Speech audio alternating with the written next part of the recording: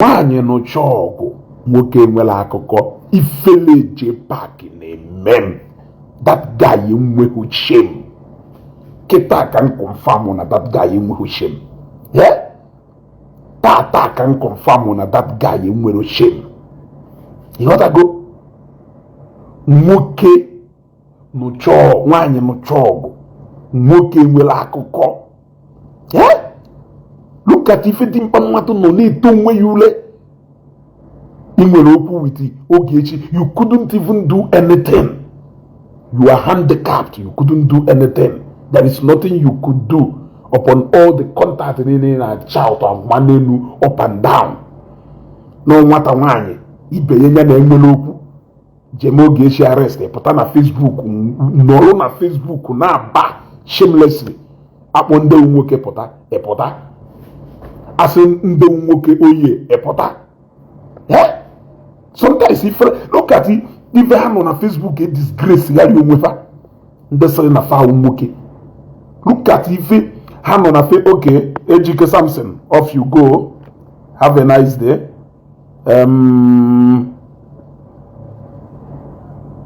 Yes, off you go. I need no distraction because when any draw they send that angry emoji happen of her, I always know how to settle them. I know how to settle You gotta go. Yeah. 5-star. I the shame say me and him, but what they are in the same place. Okay. Let me tell you people, Fortunate, Dr. Fortunate, I greet you. Let me tell you people the implication or the reason for what the Nigerian police force did in their official Facebook platform today. Forget about people who celebrate nothing, people who are so ignorant. As an ignorance indeed is a disease. Like I said in the video I did, when the EFCC arrested VDM, they reported in their official page about the arrest of VDM, the reason for the arrest of VDM. Now, when they arrest somebody, especially somebody though controversial or a case though so in a public domain, what they do is that they come to their official Facebook page to announce the arrest of that person, especially in this case of Ogechi, where Ogechi is an American citizen. You could see that now report of the arrest of Ogechi alongside with the arrest of one Canadian man. So, America maybe name or like this, police have to report. Because Ogechi was an American citizen. So they must report that Nafa is so and so person. It is not just an ordinary person. She is not just an ordinary person. Oga arrested J Park. Did you hear it anywhere? Oga arrested Matthias. Did you hear it anywhere? Those ones, the inconsequential. You want to go? Those ones, the inconsequential. But Oge, who abala wani. Oge, ablo just anybody. Oge she will wait. Oge she will ngabase. You want to go? So police police have a former governor arrest. A former CBN governor arrest. All these high profile people arrest. Can't you see that na police now? So can you tell me why Umwiflefu just celebrate if they keep tagging me na post to Nigerian police email? Did they not report the arrest of VDM on or out today? Yeah? You know that? Or on a far report or the arrest of VDM on a VDM Adro release today. I am asking you. So police writing to inform the general public that they have in custody so and so person is what Umwefulefu and they celebrate. I am asking you, Itibonkom, is that what they are running live program umukorobia bata na Facebook page bịa na kwasịrị maka nwanyị Ogechi egosigo ụnụ ife o ji wee karị ụnụ maka Chukwu Ogechi egosigo kịta ka m believe na Ogechi iwu agbala nwanyị for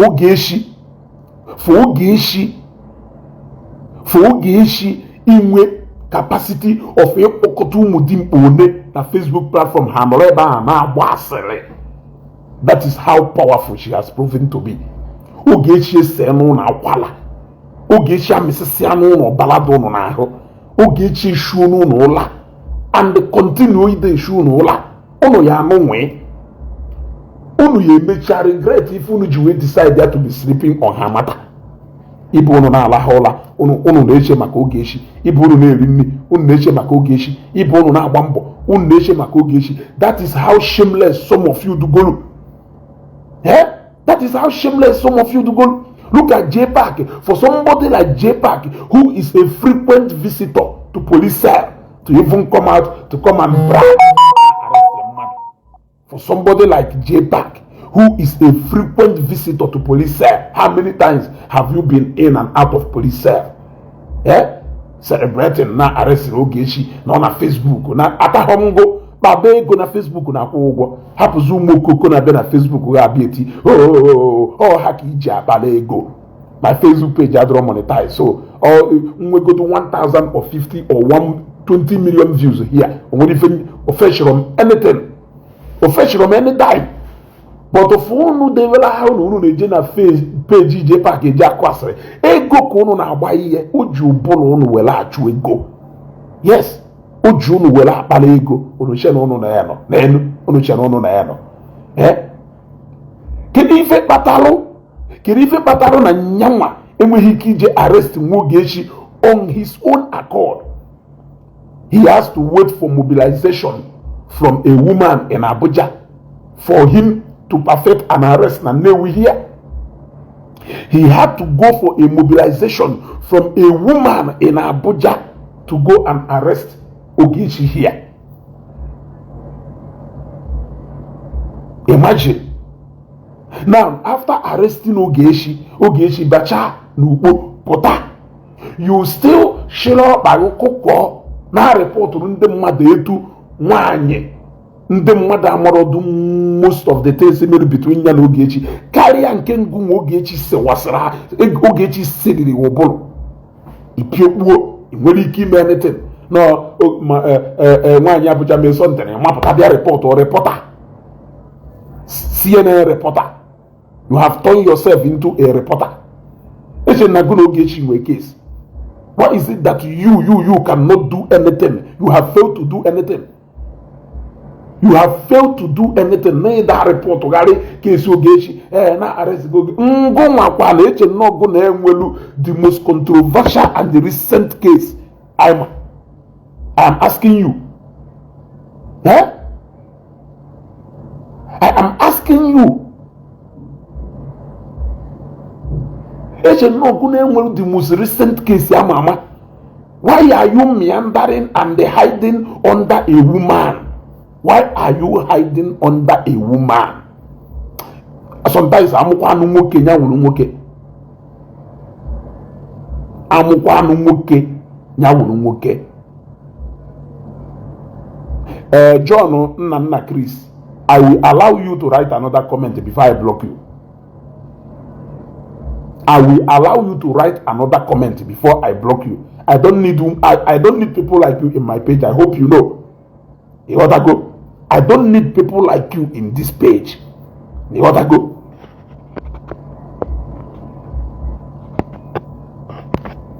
Onafubo ife. Ono ya fusi ya nyanaka Ogechi. Ogechi ye megidu ni ife. Ogechi ye megidu ni ife until obosono ya bow down on your knees. Respect you on na Facebook. You got to go. Unu ye mecha bow down. Respect you on na Facebook. Epo mi yi nebe gundu or because na nchori nebe gundu. Epo mi yi ma cho hi nebe gundu. Apo nya ejen double wrong ka he kporo mpo ye times 100. Owo ni ifi ruo na ina bata he bia ka na unu oye. Epo mi yi decide nebe gundu. It is out of choice. nya ịpụta nnọọ laụcha ụla teta ego ezu gị nneweghị ndu. It is because I decided to leave you. Ma chọrọ ịhapụ ịkpọọ m iyi adọpụrụ m iyi ahụ ịkpọrọ ntaisten kpọọ nke owe gị iwe mara na etu ahụ nke usi we gị iwe ka nke kpọrọ nsi wewe m iwe ọ karịa ihe etu ahụ. Ọ karịa ihe etu ahụ. Look at it. Because na ndị police report or arrest Ogechi and ụmụ okolobịa nọ na celebrate na-echi. Is that a news? Is that even a news? People were happy that at least EFCC was able to own up that no farmer arrested VDM. At least it is evident that at least people now know where VDM is. Yeah? People can now settle down. You want to go? Reality TV, if you always boto fake. If you always boto, Zuzuru Seba Poison, Atoro, Zuzuru Seba Poanofia. Each of the Ogechi will build the page when 17 followers. Zuzuru Seba Po, after me born a me post to news, Mad 50 Agoya, or because of Mad 15 I watch a video in the Kaya, when the Mad you block page you. Uswengolono, people like you, Chorijo Geshi, will build their page, and I understand. And in a mekwane, in a belu, the mother na choke ha block or page you, or mad 50, come mad 72, come mad 30 na be a watch, if you na nyagasiono, ede, or nya ife, nyanyi, agupo, Ogechi money may exist. We is so no mwijine Ferrari around the Bogechino. Do I know you? I only saw your comment first today where you were tagging me up and down. Have I ever tagged you? Do I know that you exist? Who are you, by the way? I'm at the money.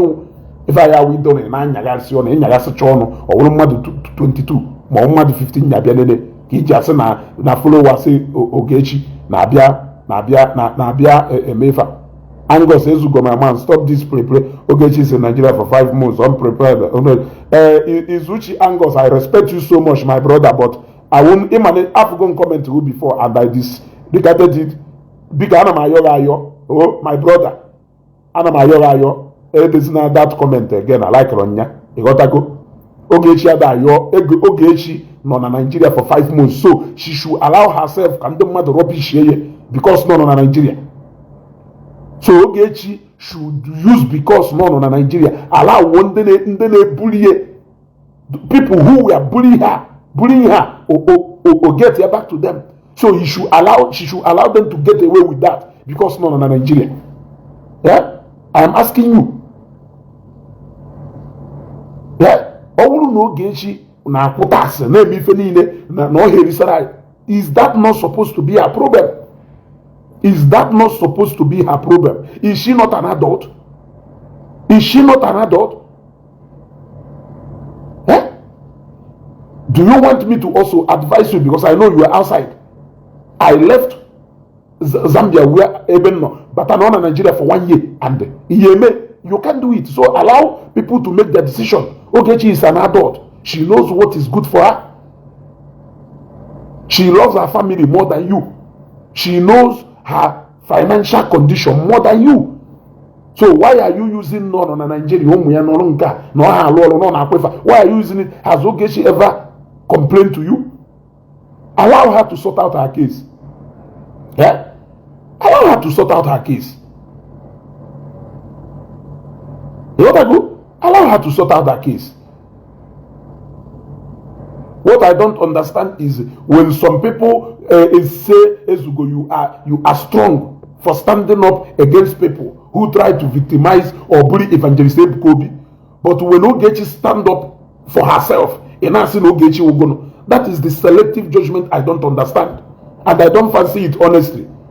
So, Angos, I respect you so much. I respect you so much. Please, I shall I will look at Ogechi when we problem. Because Anamayorayo, sir. Eh? I don't understand. That selective judgment is that this is a woman you people see in the mother constantly bullying her on Facebook. You see it clearly. jekwa na page JPAC today now iru ebe a ifu ebefa na-akpọ iyi na-akpọ ya all manner of name. Yeah? They don't even consider the kind of name Hana Ogechi. They call her all manner of things. In fact, to them, Ogechi doesn't exist. Ogechi is not even a human being.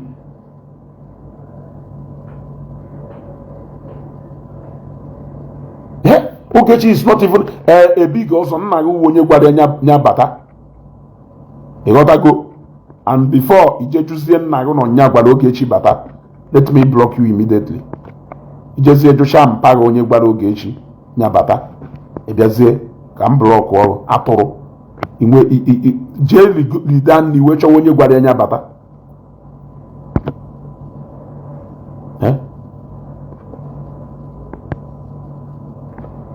Hydroquinone serpent, your name says it all.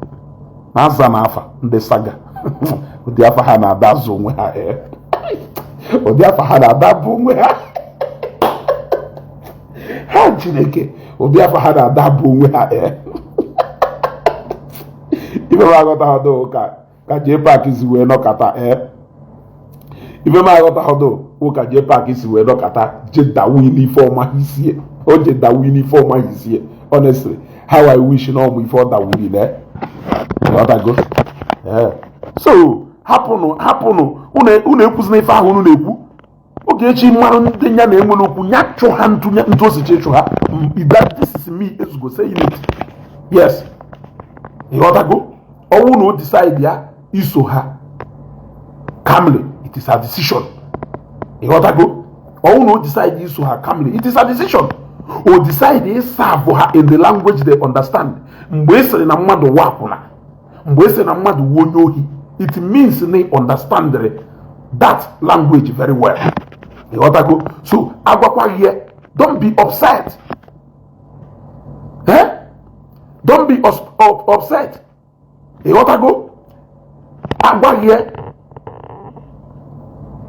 Tony Ball, okay. Jecho nde ya gbasa o nwoke to ka na asị na nwoke do ugly jecho godu nili first yotago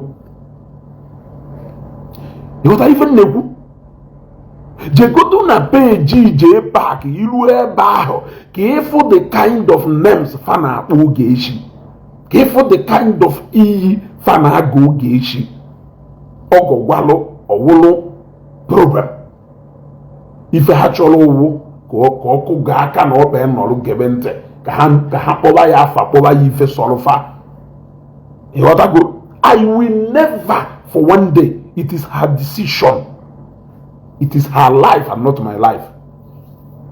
It is her decision to choose to keep calm or to reply in the language they will understand.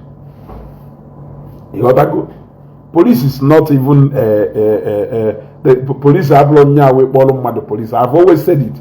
Even when Matthias was arrested.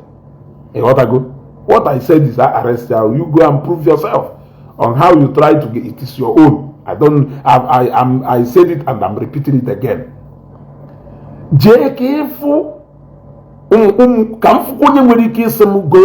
Advise her to go and apologize. They again here for my post for the last time. Okay, but you don't want to miss out in any of even neku. So don't say anything. Give come here can make you a pishu and then I'm pishu Emana mpishiru na ya afuzi fendebe utelelu so okara woma na pianolo woru nwayo pio nwe ka akwa nolo gebe ntini fendebu Mato Ogechi will buy some of you. I'm sorry to say this, but Mato Ogechi will buy some of you for the fact that some of you are so biased that you don't see what people say about her. You are only interested in what she says about other people. That is how wicked and selfish some of you can be. If you are my friend and you reason that way, I don't need you as a friend. If you are my friend and you reason that way, I don't see you as my friend. Because they associate yourself from me. I'm telling you the truth. They associate yourself from me, because if you behave like them to me, how I will handle you is left for God to decide. I am telling you. Treat treat Ogechi. How I will handle you is only left for God to decide, not man. You want to go? If you don't want to respect me, you don't want to respect how I feel, you don't see me as a human being, but you want me to see you as God. Nke jiwe onye. Nke jije onye.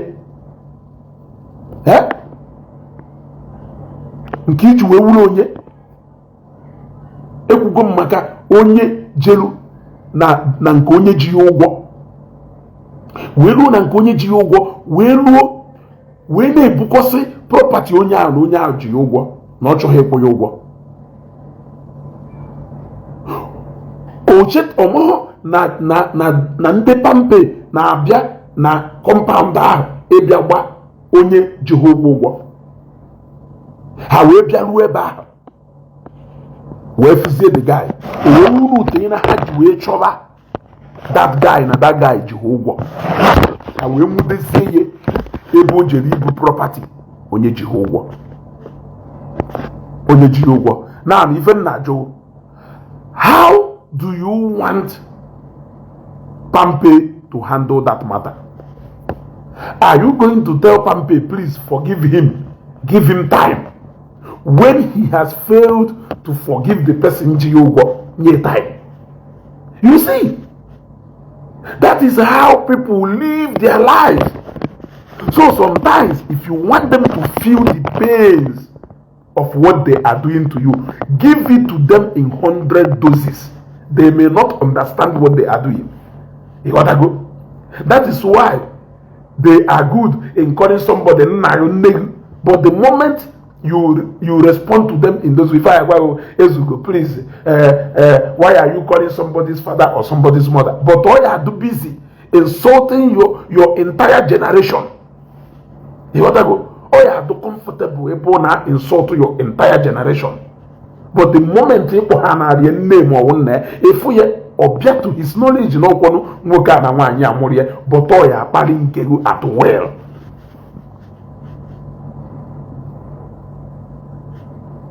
Nne mmadụ na-afụ nwaanyị Abuja as somebody who God want to use to end all this nonsense and na-eme na Facebook. But I am seeing Ogechi as the real agent that God want to use.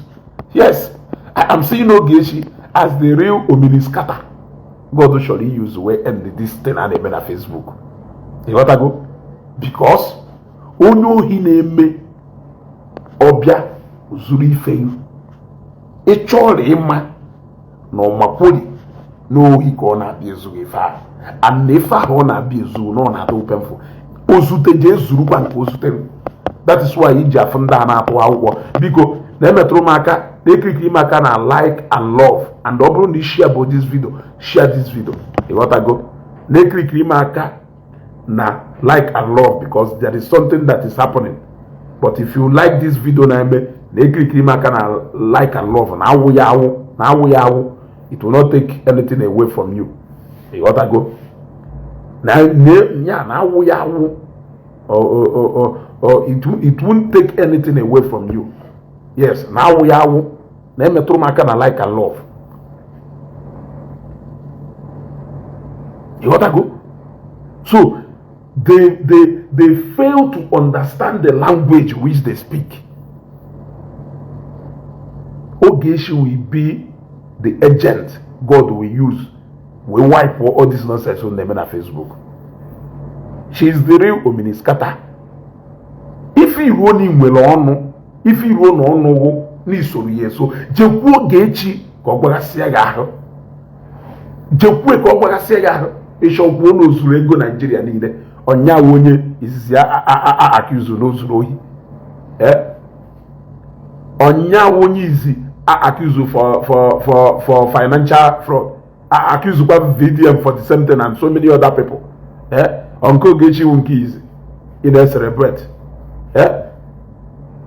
Ọnụ ya wunse ọnya wifenese ife iru na nke uwo hama je da wiri ka ogwo gị ba ogwocha gị be pụta ile sigari onwe ma ife gbari oji we gwo gị ba ọkwa ife ya wo na-eme live broadcast ije na comment section ya na agoyi ịgọ yi ofu yi ya decide ya reply to you owo ye ibere akwa kedu ife na-etigu ogo gwari you understand the game of igwi ogo yi go gwari isoro ọnụ ga-eso ọnụ gị kara aka ọkwa ụdị ọnụ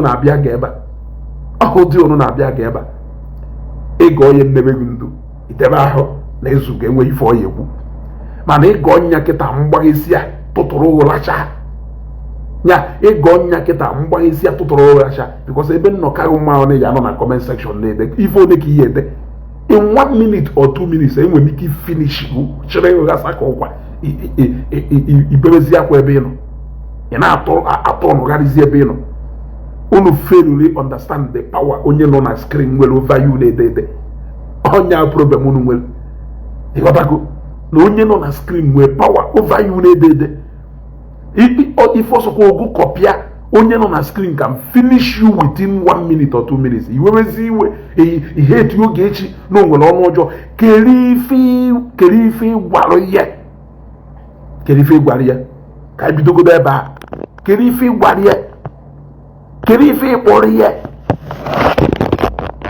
na-efechi so m na-eme everyday ọpụta ọgba kamera na-akpọ Ogechi akpọ ha echi niile kịta Ogechi 1 year wee tụtụrụ Chisom finish ye ọ na-amapụta debia preach bla bla bla bla bla mana iru ebe Chisom na-akparị ya ị na-akụrụ Chisom aka na-asị ride on agbara nwaanyị I love you for this ọlahụcha ụlọ echi niile kịta teta tụtụrụ Chisom taa ya ka granọt because ọgwụkwọ ma Ogechi ọma ka esi atụ ụnụ ka granọt Ogechi maka o si atụ ụnụ ka granọt ọlahụcha ụlọ echi niile kịta tụtụ tayo ka granọt ebe na Facebook pechisịba m ntị pechisịba m ntị ebe niile bebe ka anwụ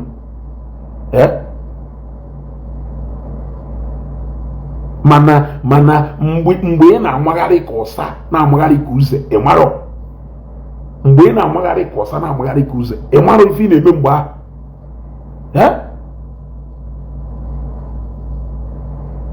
Obiarinze, you are a disgrace to your entire family. You need a disgrace to ndị obodo na ndị obodo ya ma niile exist. You are a disgrace to your entire family. Anofia onye nke ị na-akpọ mama na Abuja dụka nwoke ka ọwụ atụrụ onye nke ị na-akọrọ aka ride on eze nwaanyị agbara nwaanyị dụka nwoke ka ọwụ atụrụ mpama ewu susuru osi ebe a pụọ ife aka nji like ife aka nji like ka o si akpụ na ụmụ nwoke amụ mmiri ọkpụ na ụmụ nwoke amụ mmiri bụrụ na I am beginning to see why Ogechi ji akpụ na ụmụ nwoke amụ mmiri ụmụ nwoke amụ mmiri of course kịta ka m fụrụ reason Ogechi ji akpụ na ụmụ nwoke amụ mmiri o ife ụnụ o understand ụnụ ọfụma she knows you people ọ bụrụ taa ka o bidoro deal with some of you people. So she knows you. I have come to really understand that now. Ogechi mu n'ọfụma. Ogechi mu n'ọfụma. Ụmụ nwoke amụ mmiri. Ụmụ nwoke amụ mmiri. Ọkpụ na ya unu eburu ya. Ndala. Unu che nọọsụ unu nwere ọnụ. Unu dairi ya ọtụtụrụ unu taka granọt. Unu ebebe ha kwa. Kedu ife gwado ya? Atụrụ idekwananụ nke idelu ka ịmụ ife ịchọ ka Ogechi kpalidebe mmadụ na Facebook nke idelu kịta awụ broda ka ịkpọrọ m kọmentị ụnụ ọha egosi ụnụ rizi mkpatalụ o ji wee na-apịa ụnụ ịtarị ọ na-apịa ụnụ kọmentị ụnụ ọha egosi ụnụ rizi mkpatalụ o ji apịa ụnụ ịtarị ọ na-apịa ụnụ ọkwọ na ije na peji ije nọnsensị ya osi etu a jide jaghe elu okwu onye eji oje wetara pikshọ weti wee wụọ gị ahụ weta ọnụ ọwụcha gị dinere ya na n'elu bed isi ga na-eme kwụ ichefuo na trouble they sleep, Inyanga go wake up. Inyanga they sleep, trouble go wake up. Yeah? And I'm still praising her, Emmanuel Ozo. I will not stop praising her. Yes. I am still praising her. Or when I'm praising me, praise here. There is nothing you can do about it. I can't just stop praising her. Also, when you know Ogechi by prison, I can't just stop praising her. I can't just stop praising her. So, you wish that you can get people supporting you the way people are supporting Ogechi. Of course, why won't I support a woman at all? Why you get on Abuja na Akolaka nwoke ewu? Nwanyi nke nọ na Abuja na Akolaka ewu nke na asị ride on nke ya wije na page ya on live iru ebe ahụ na akọrọ ya ka na asị ride on. Ụfọdụ n'ime unu enwere sense. Yes, some of you enwere sense actually. Nke ahụ na Akolaka dị nwoke ka ọ wụ ọbụla nwaanyị ka ọ wụ atụrụ. The only challenge nwere owo because na nwaanyị nke na support nwoke. Onya the only problem in mana nke na support na Abuja wagụ nwaanyị ka ọwụ ewu una afụbo ife Ogechi wunyawo the nightmare ye end ife unu na-eme na Facebook. Yes, Ogechi wunyawo the nightmare ye end ife unu na-eme na Facebook because ife unu chọrọ wunye ya wunu kujuo ọ na-akpọ ojebere akwa mana nyanwa ya ebe akwa ife ọ ya emewu ekuo ye ọ na-akpụo kwado wee wụọ ye in the language you understand. So Ogechi wunyawo the nightmare God program go develop unu na Facebook you got to go and there is nothing your people can do about it. You got to go. Ogechi has gone into detention. She will still come out. Ono showulu na ono na celebrate ife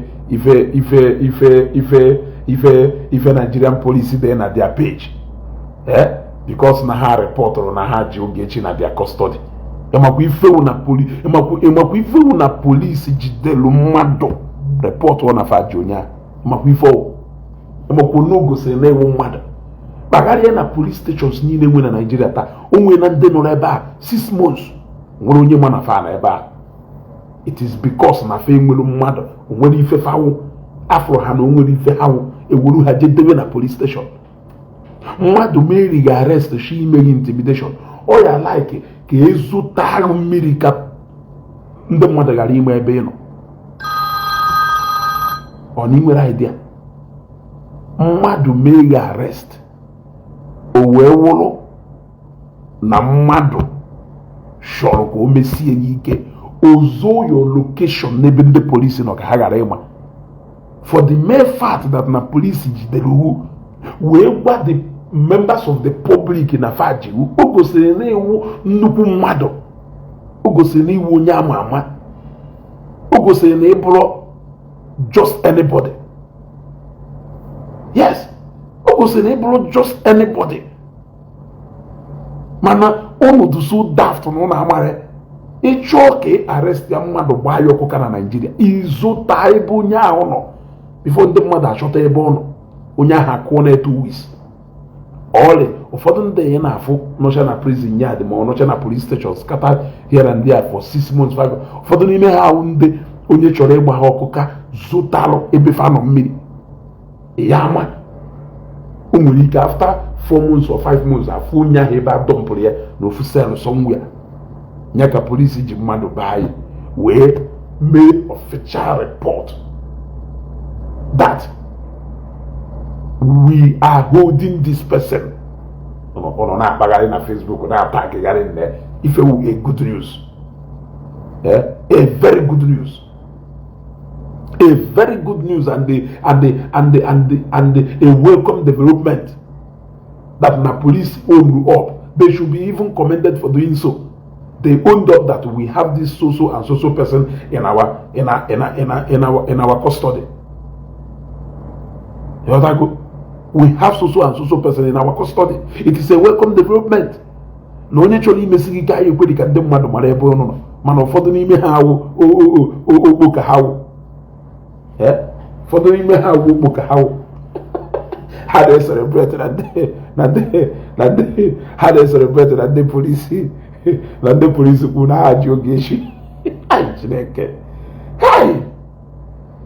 kpọrọ ya afa ọdụm eze akwụna, mana ihe aza ịghọtago, ịpụta ịkparịa ya, ọkparịa nne ya iwewe iwe, ịma ọnụọwụ ịmụda ọkwe, ịpụta ịkparịa ya, ọkparịa nne ya iwewe iwe, ịma ọnụọ ịmụda ka ọwụ.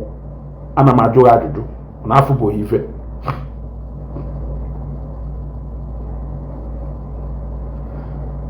N'afọ bụ ife. The only crime people like us committed, we refuse to hate Ogechi the way because you hated her. We refused, and that is the only crime I committed. I refuse to hate Ogechi because no he hated you. Onyekewu mejuwe inherit your enmity. Who are you to me? Anamajukele. But can only you to me made you inherit your enemy? In case you were one nam or case you were one name, come on, I want to be business. Can you call Monago made you hating mother because he hated you?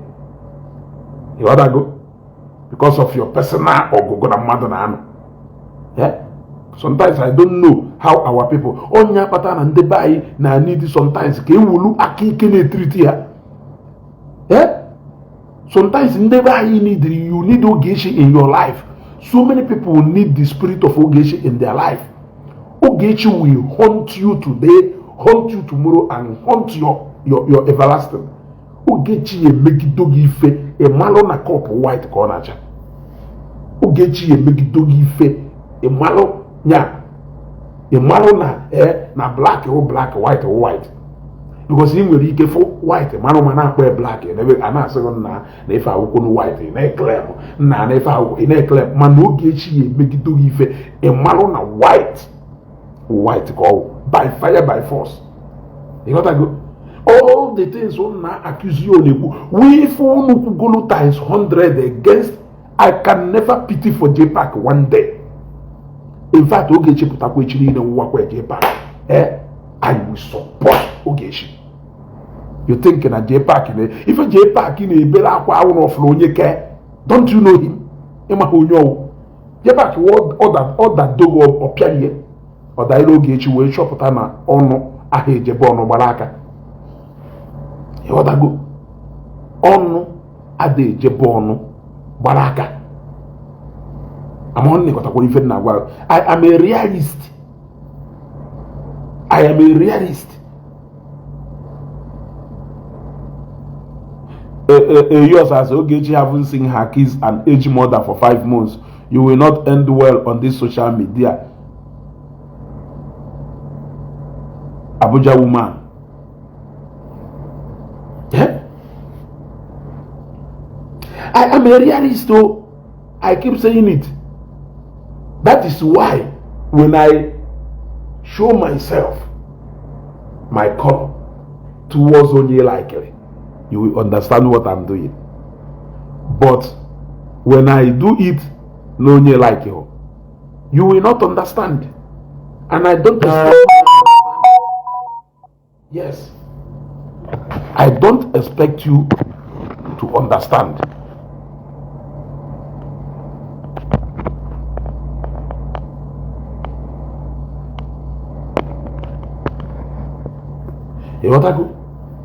You will not understand, and I don't expect you to understand.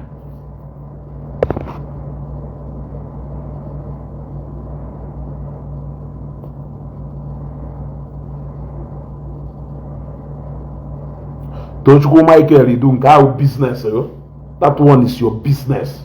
How you figure what I say is your entire business. It's not mine. You gotta go. I'm telling you, it's not mine. That is your entire business. You gotta go. So, Ogechi is the end time Nona imen dono. She will keep haunting you people until the day you people will learn to respect other people's feelings. Until the day you people will choose to respect how other people feels. The feelings of others, the feelings of others, but the moment I go in water here, the reality will be done on you. I am a realist. I have repeated it again. I don't live my life to impress you. I have people I respect. Yes, I have people I respect. But I'm going, and I may make can please you for what? Chena page J Park Keta. Iwe ba ifwebe ha na erenu all manner of ifa on Ogechi. Ifunde ya na eba na akorofa aka. Obofeta ha na page Ogechi. This woman ono ga joka. This woman ono ga joka. Even oye je na comment section. Fwebe akpolo Ogechi akuna. Olu eba okirike on like emoji. Oluzie ebe Ogechi kpolo mmadu akuna. Okirike with angry emoji. Lovetta Amaka, thank you very much. Now I ask you, does it mean na n'ime mmadụ na-aba na onwere onye deserve ịkpọrọ ya kwụ na aha akpọ? Ghọta na ebe nneje. Some of these guys cannot even take quarter of abuse Ogechi take go na Facebook. Kedu ife o melu ka nna ajụ? What is her crime? For those you 450 something million. And a story. Yeah? I am still waiting for the day Ken Palace of Justice will come out and apologize to Ogechi publicly for making himself a tool for people to use. Come out and tell people the truth. Come out and tell people the truth. Because you guys started all this. If you have been on Facebook, because forgive Ogechi, you know that you are part of the people who the mortal Ogechi in for today.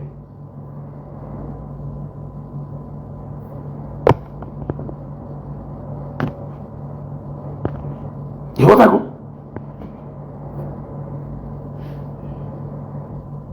Ken Palace of Justice, you are part of the people. Mortal Ogechi in for today.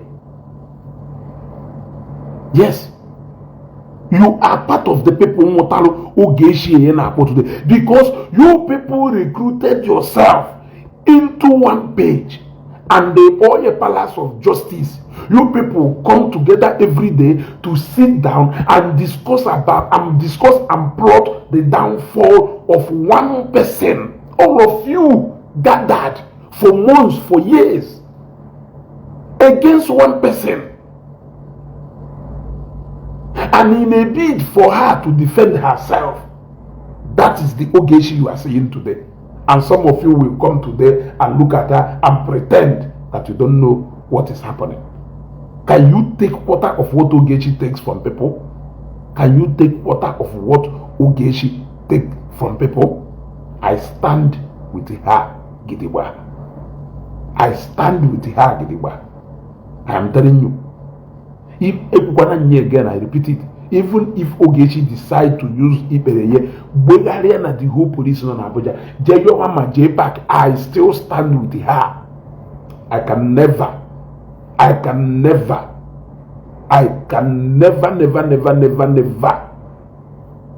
question her decision. I can never. Onyama buho or onye experience but even a conspiracy. Some of you Zionites who come out to say no Ogechi na Zion. I keep saying it. The moment Madu Delu video we mention not the name of Evangelist Ebukobi, you don't want somebody to do that. Now, that is Evangelist Ebukobi, your spiritual father. Imagine what Ogechi passes through in the hands of these people. I want you to put them side by side. Is it because Evangelist Ebukobi is a prophet? or they respond by himself, but rather people respond on his behalf. Do you know the level? Do you know the level you have gone just to prove to people that Evangelist Ebuka is not bad? Do you know the level? Do you know what the names that people has called you? Do you know how people have qualified you? Do you know where people has placed us? Some of them could serve.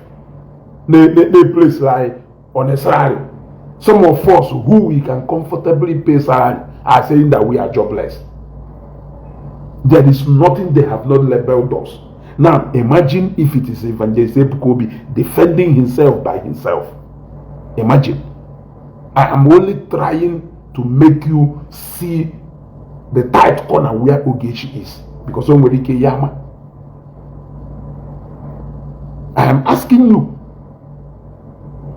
did you see the level of conspiracy they have planned all this while about Evangelist Ebuka? Imagine if there are no people here and there taking up that battle. Imagine.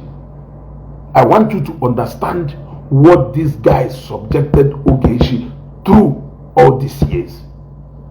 At a point, the only option is for her to take the bull by the horn.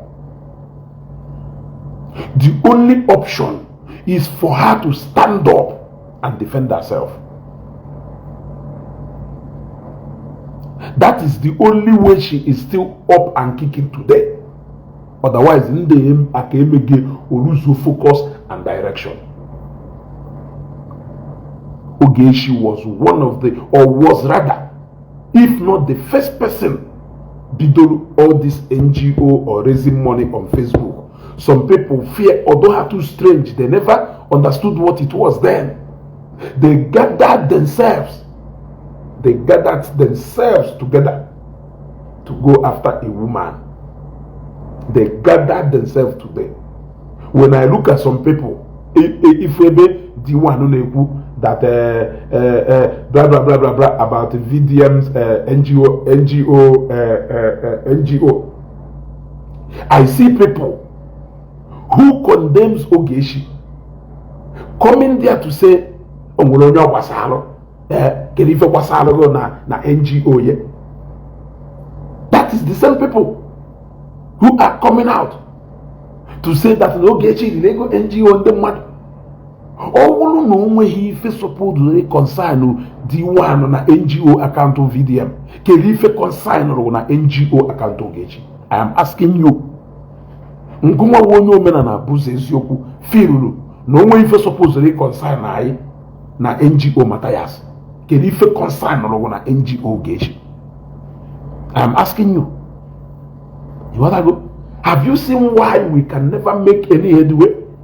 Because you think now no go onye mwife iche no uburu woke ejiwere uburu ayi niile mana imo na ka ị na-eche nke ụka na-eche nke if ị na-echere ịdị iche na ife na-eche. In fact, right now I am making this broadcast, you don't even know what I am thinking. That is what I have seen. You don't even know what I'm thinking.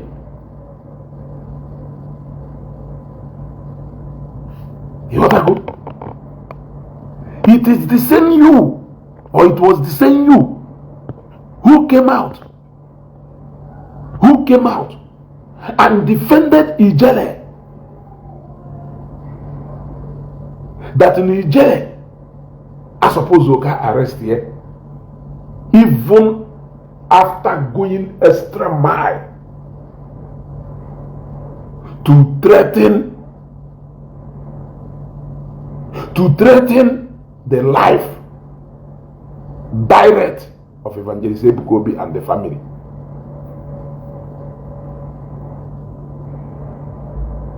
Even when Ijele openly threatened the life of Evangelist Ebuka, the mother and the family, you came out to say, "Nah, they victimize Ijele.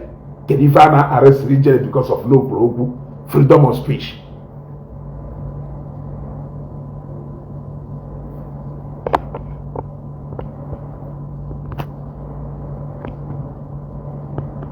You want to go?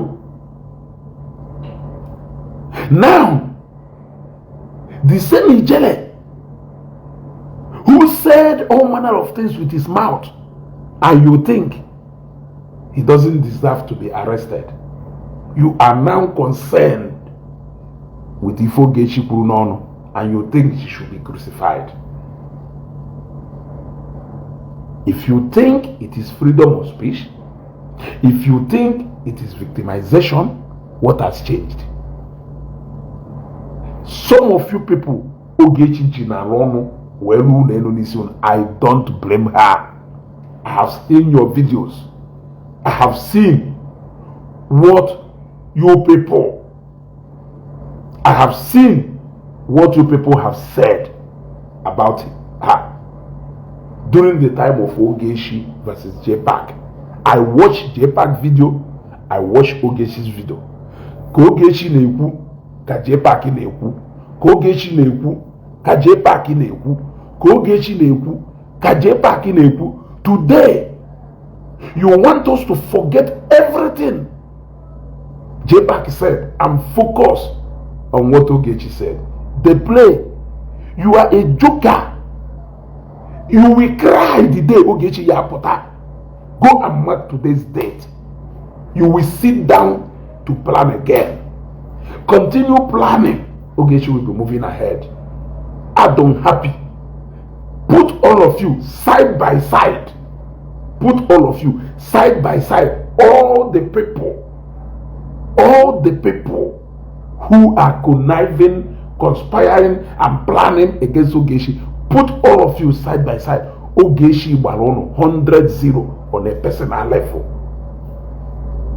On a personal level.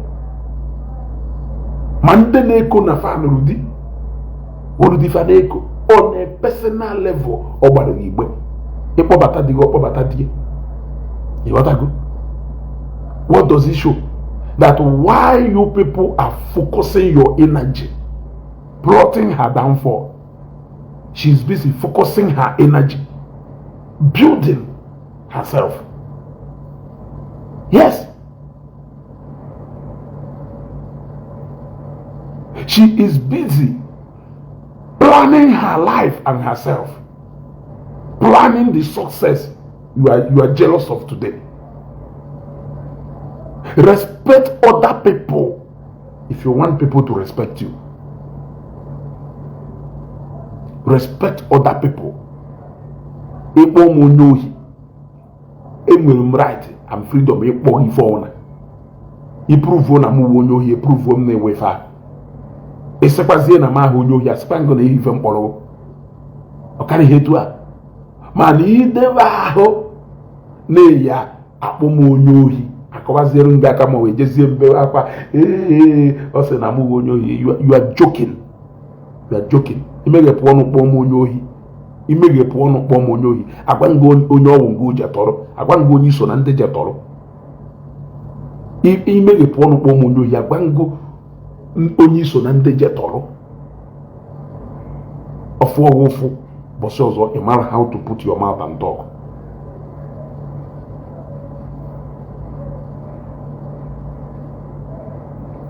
You want to go? Okari yetua. Ono na bi kuziraye how to make videos on Facebook. Emotage. Look at some of you.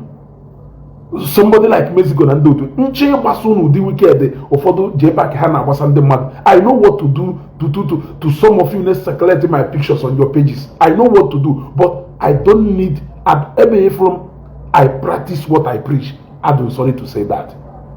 I practice 100% what I preach on this social media app. I know some of you. I know what they will do to you if you ever put their picture or their video to talk nonsense. I know what they will do to you. That is how wicked those people are. In honor Facebook, but you put my picture, you put my this thing, you say all manner of things you want to say, you get away with it. Yet you go watch your mad. You share Zion video, You do whatever thing, yet if I watch your mad, all the people who are even tolerating you, yeah, we feel good as evil. I will celebrate my birthday 100%. It shall get Christina Koda. It shall get Christina Koda. You got to go? It shall get Christina Koda. Yes. You got to go? It shall get Christina Koda. I will celebrate my birthday more than 100%. Yes. He will look at the phone in Ogechi. Or wish him a resounding happy birthday on that day. You got to go? I came to social media all over social media platform before I came to this app. Look at you. You no go front, you no go back. Change your idea, change how you think and reason so that you can grow. It is an advice to you. Change how you think and reason. The way you think and the way you reason. Sometimes, if you are an adult, somebody do so with so much bitterness and hatred in his heart like you. If you have your way, I know what you will do. But God can never allow people like you to have your way.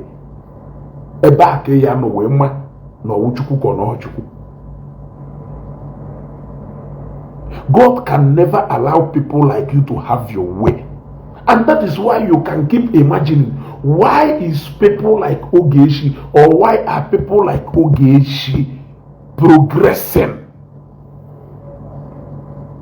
Hey, Lovetta Amaka, 800 stars. Hey! 800 stars. Thank you very much, Lovette. Thank you very much. Thank you very much. Ask yourself, why is it that she is always progressing, not minding a bellow journey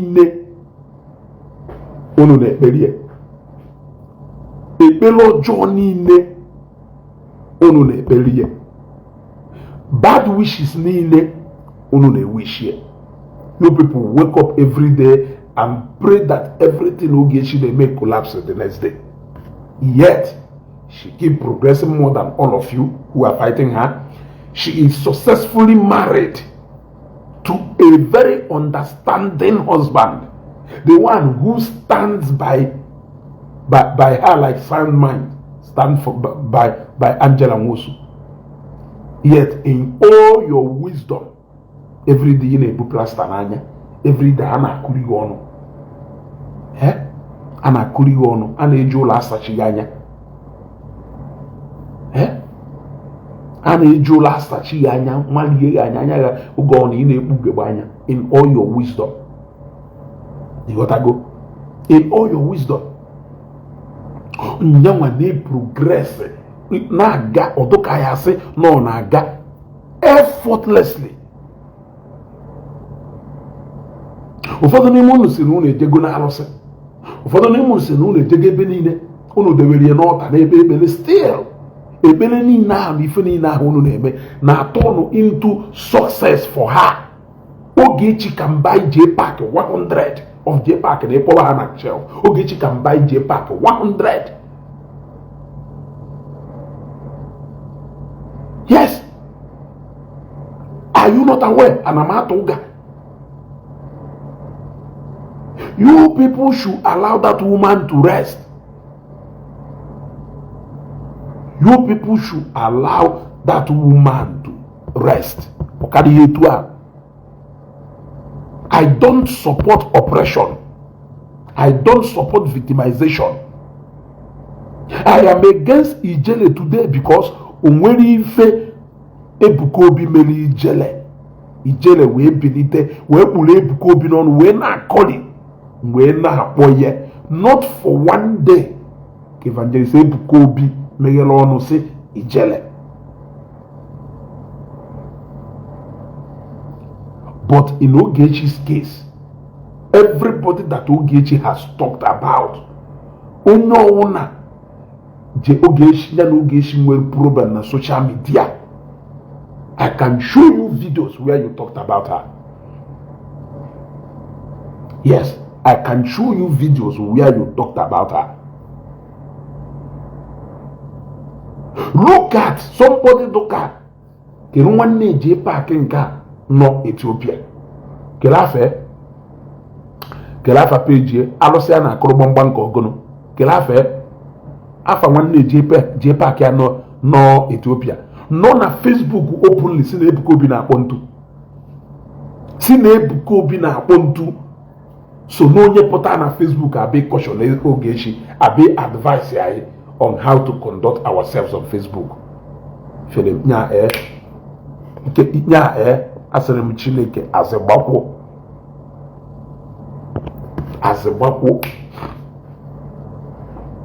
Yeah? Azegbakwo.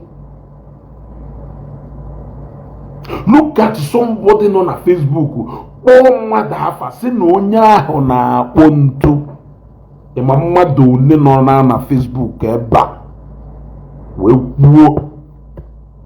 Na onye do to na pontu. Onye do to na pontu. Onye do to na menka. Mako mmadu ne kwugolu ye. Onye ona na go Facebook advisor because of Ogechi.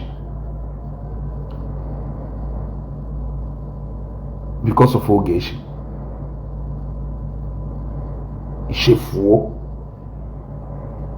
Ishefuzie. Huh? All of you will be put to shame. Come on, Baron. I'm 80 years old.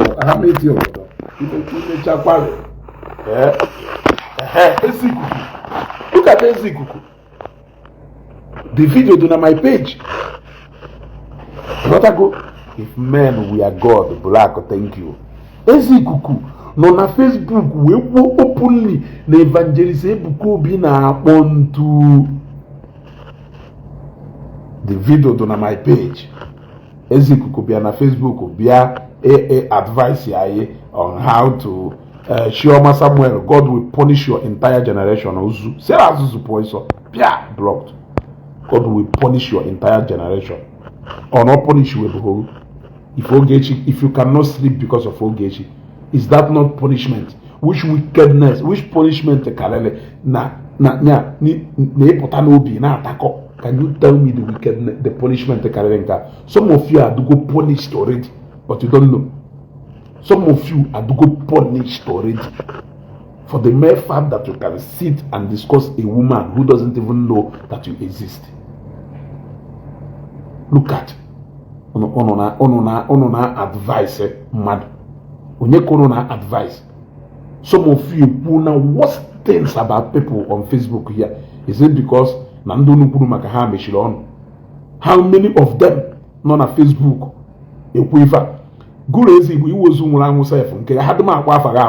You don't exist. Look at even the look at how people are playing around with you. Look at even the you don't even exist or mean anything even the madu. Yeah, that is how what you have reduced yourself on this Facebook because of a check omazi with light brain.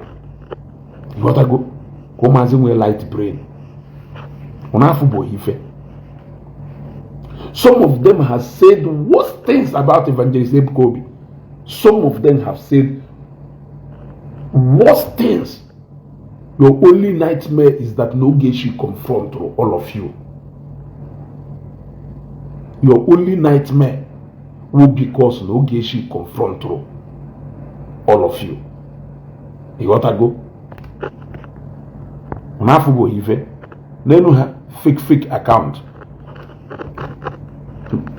Fake account.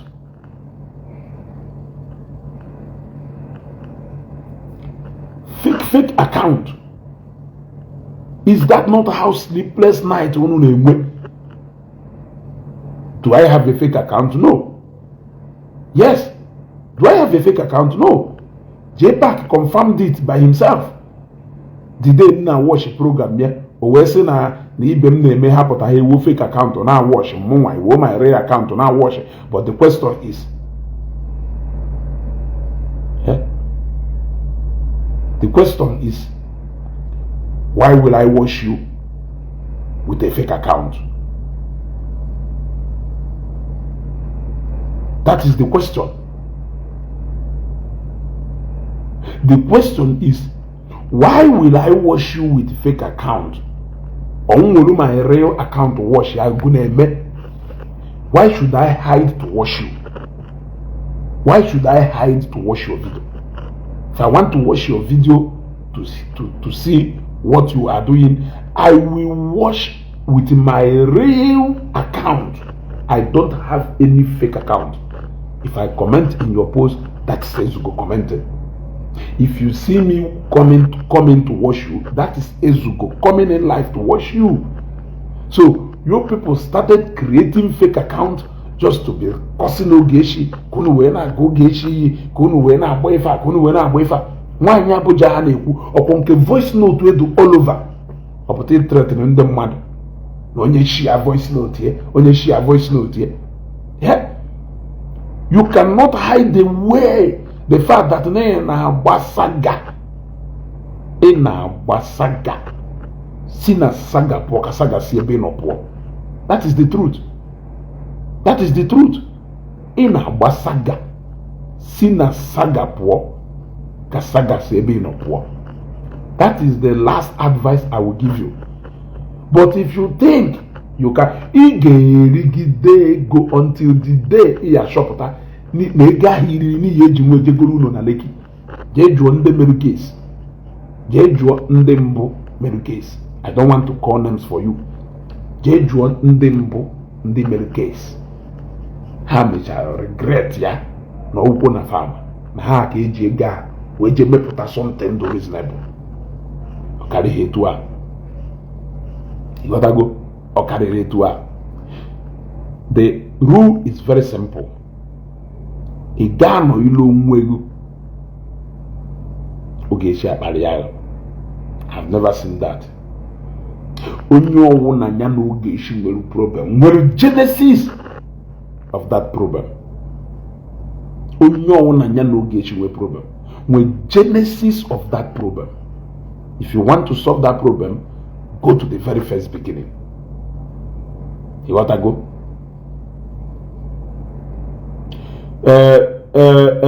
Nna Chinedu, if you will okay, if you will complete Opo, the greatest Opo of the century, in a advice on advice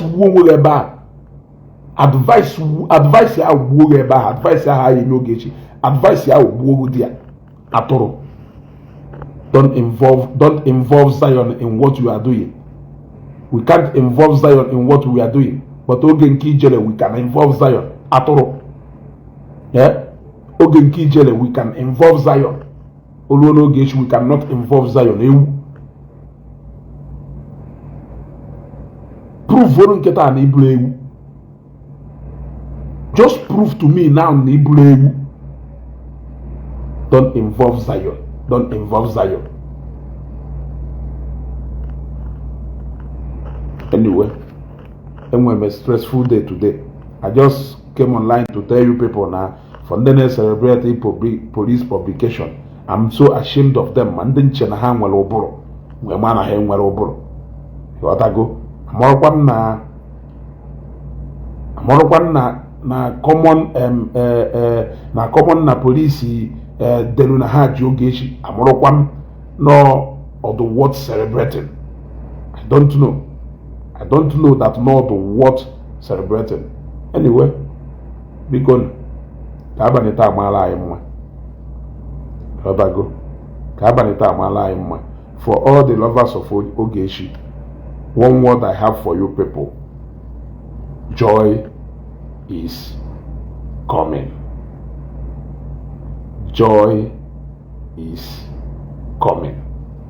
Okay, here to joy is coming. Kabani amala emma. Thank you for watching. Please subscribe on this channel, share this video, like and comment, drop your thoughts on the comment section. Thank you and God bless you. Subscribe for more interesting videos.